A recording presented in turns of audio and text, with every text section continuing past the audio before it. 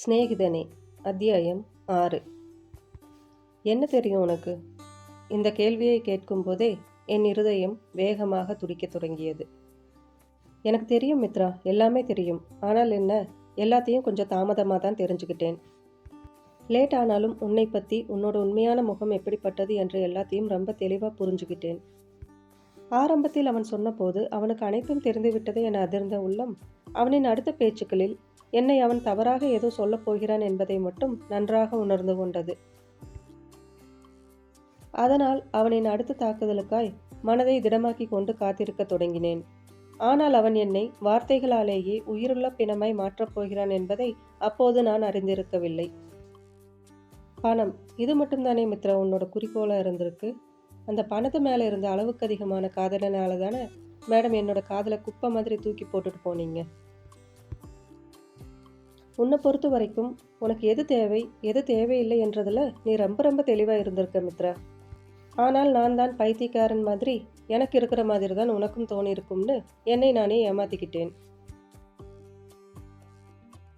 நீ என் மேலும் உண்மையான நட்போடையும் பாசத்தோடையும் தான் பழகினேன்னு நினைச்சேன் மித்ரா. நீ என்னை விட்டுட்டு போன அந்த நிமிஷம் வரைக்கும் என்னோட காதலை நீ ஏற்றுக்கிறதும் நிராகரிக்கிறதும் உன்னோட மனசு சம்மந்தப்பட்ட விஷயம்.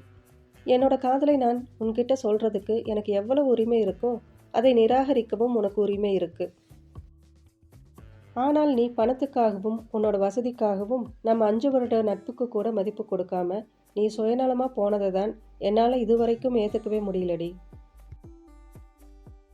அன்னைக்கு அந்த அழகான தருணத்தில் நீ என்னோட காதலை ஏற்றுப்பேன்னு நினச்சி உனக்காக காத்துட்டு இருந்த நொடிகளை இன்னைக்கு நினைச்சாலும் எனக்கே என் மேலே கோபமாய் வருது. உனக்கு என்னை விட எல்லாத்தையும் விடவும் பணம் தான் ரொம்ப முக்கியமாக இருந்திருக்கு மித்ரா. ஆனால் அதை நான் புரிஞ்சுக்கிறதுக்கு தான் உன்கிட்ட இருந்து நான் இவ்வளவு பெரிய பாடத்தை படிக்க வேண்டியதாக போச்சு. உனக்கு நல்லாவே தெரியும் மித்ரா, நீ என்னோட வாழ்க்கையில் எவ்வளவு முக்கியமானவன்னு. எல்லாம் தெரிஞ்சும் உன்னால் எப்படி இப்படி ஒரு சுயநலமான முடிவை உன்னால் எடுக்க முடிஞ்சது? அவன் போக்கில் பேசிக்கொண்டே இருந்தான். என்னால் அவனை இடைமறைத்து எதுவுமே பேச முடியவில்லை. எப்போது அவன் பணத்திற்காக தன்னை நிராகரித்து சென்றதாக சொன்னானோ அந்த நிமிடமே நான் இறந்து விட்டேன். அவன் என்னை வார்த்தைகளால் உயிரோடு கொன்று புதைத்து கொண்டிருப்பதை கூட அறியாமல் பேசிக்கொண்டே இருந்தான். என்னால் அந்த இடத்தில் நிற்கக்கூட முடியவில்லை. கால்கள் என் கட்டுப்பாட்டை இழந்து ரொம்ப நேரமாகியிருந்தது. தலை லேசாக சுற்றுவது போல் இருக்கவே அருகில் இருந்த மரத்தை பிடித்து கொண்டு அதோடே சாய்ந்து விட்டேன். அவனுக்கு அப்போதும் கூட என் மேல் இரக்கம் வரவில்லை போலும். அவன்தான் எனக்கு பல பட்டங்களை சூட்டிவிட்டானே. இப்போதும் என் நிலைமையை நாடகம் என்றே எண்ணி இருக்கக்கூடும். என் கரங்களை இறுக்கமாக பற்றி தன் பக்கமாய் இழுத்து கொண்டவன், இப்போ இங்கே இன்னொரு நாடகத்துக்கு அவசியமில்லை மித்ரா. அதனால இப்பயாச்சும் நீ உண்மையை பேசுறது உனக்கு ரொம்ப நல்லது. நான் சொன்ன எல்லாத்தையும் உண்மைன்னு ஒத்துக்கோ மித்ரா. நீ போட்டுட்டு இருக்கிற நல்லவன் என்கிற முகமூடியை கிழிச்சு எறிகிற வரைக்கும் நான் உன்னை விட போறதில்லை. அவன் சொன்ன அனைத்தையும் கேட்டு என் உதடுகளில் புன்னகை வந்து ஒட்டி கொண்டது. ஆனால் அதில் வெறுமை மட்டுமே மிச்சமாகி இருந்தது.